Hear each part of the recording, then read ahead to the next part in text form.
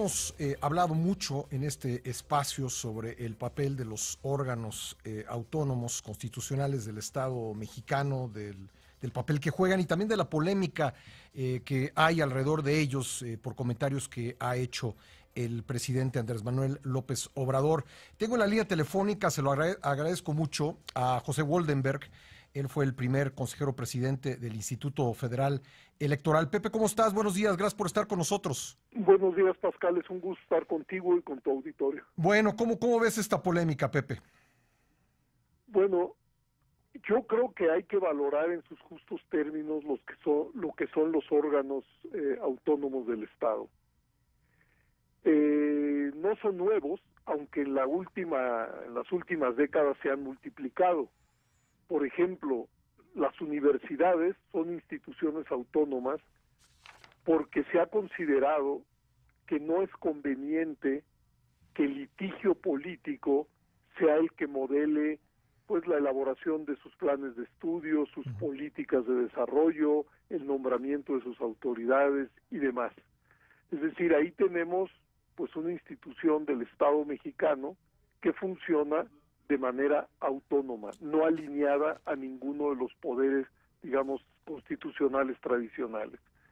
Pero en la ola de construcción democrática que se vivió en México, digamos, desde fines de los años 70 del siglo pasado, se fueron construyendo una serie de órganos autónomos que cumplen papeles muy importantes. Por ejemplo, se sabía que diferentes instituciones y dependencias gubernamentales violaban los derechos humanos. Y fue gracias a una ola de movilizaciones en ese sentido que primero se creó la Comisión Nacional de Derechos Humanos y luego comisiones locales de derechos humanos que tienen la muy importante encomienda de señalar cuando las instituciones violan derechos de los ciudadanos. Y creo que para cumplir con esa misión, pues estas tienen que ser instituciones de carácter autónoma, porque su trabajo es un trabajo que los coloca frente a aquellas instituciones que pueden violar derechos humanos. Por ejemplo, si en un hospital público no se le da atención como se debe a una determinada persona, o si un policía o si el Ministerio Público abusa de alguna persona, bueno, pues ahí puede recurrir a la Comisión de Derechos Humanos. Igualmente así surgió el INAI, luego de que se estableció que el acceso a la información pública era un derecho. Bueno, si un ciudadano le solicita a alguna dependencia pública información y esta no se lo da, bueno, puede acudir al INAI para que sea esta la palanca que le permita ejercer su derecho a la información pública. Y por ahí nos podríamos seguir. Escuchándote, una de las cosas que me viene a la cabeza es que muchas de estos órganos autónomos surgieron de luchas cívicas, de luchas ciudadanas, en torno de exigencias muy concretas y también pues con un afán de ponerle un freno al autoritarismo y revisar la acción de la autoridad. Así es decir, es una vieja aspiración democrática, uno, que los poderes estén regulados, dos, que los individuos tengan posibilidades de defenderse ante la acción de los poderes públicos, tres, que esos poderes estén fraccionados, que al mismo tiempo estén vigilados y que estén equilibrados. Y yo creo que en esa dimensión los órganos autónomos juegan un papel muy importante. Por ejemplo, yo creo que el IFE primero y el INE después, los institutos locales, tampoco se podrían explicar si no tomamos en cuenta pues aquellas elecciones de 1988 que pusieron a México en una de las crisis políticas más profundas. ¿Por qué? Porque la Comisión Federal Electoral, que era encabezada por la Secretaría de Gobernación y que era la encargada de organizar las elecciones, pues no pudo ofrecer resultados creíbles y confiables. Y a partir de ahí, a partir de esa crisis, se pensó pues en una institución autónoma.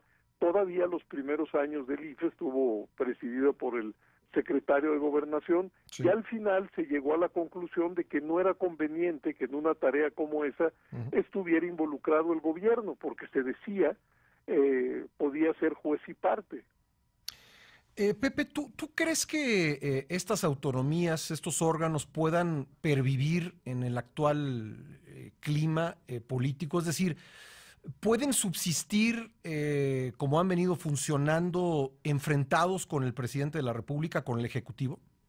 A ver, yo esperaría que por supuesto se mantengan y que incluso se fortalezcan, Ujú. pero pues sí hay algunos nubarrones. Creo que no fue casual que a todos y cada uno de estos órganos se les haya reducido su presupuesto hace apenas, cuando se aprobó el presupuesto de egresos de la Federación. Ujú. Entonces eso preocupa. También preocupa pues las descalificaciones que se puedan hacer, que se hacen de manera recurrente desde el Poder Legislativo.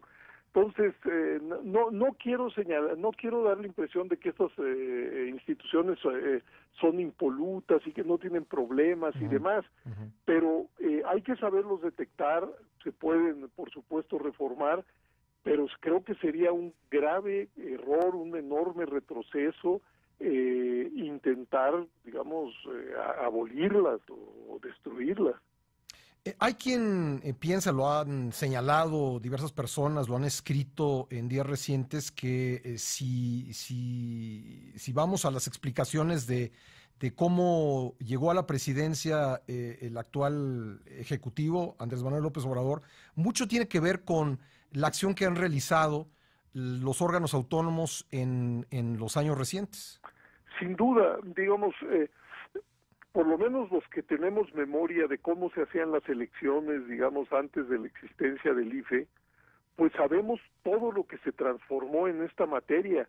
Nada más entre 1977 y 1997 hubo 6 reformas de carácter político electoral.